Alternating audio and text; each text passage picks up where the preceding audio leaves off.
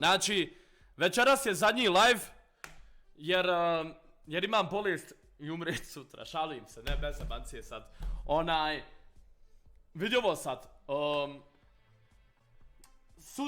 od sutra su live-ovi na YouTube,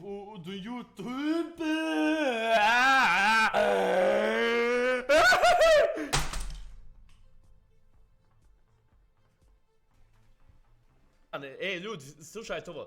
Znači, neću streamati na Trovu pa sigurno do jednog 10. Tako da, live-at ću na YouTube. Ako niste se subscribe-ovani na YouTube-u, boli me kurac, ne iskreno, baš me boli kurac ako niste.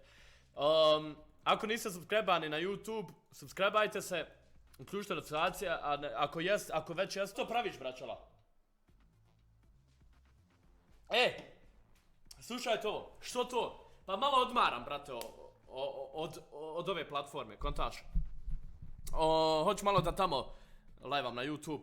I tamo ću vjerovatno streamati in real life, kad budem išao na more i tako to, vamo tamo. Tako da, vjerovatno tamo ću IRL streamati.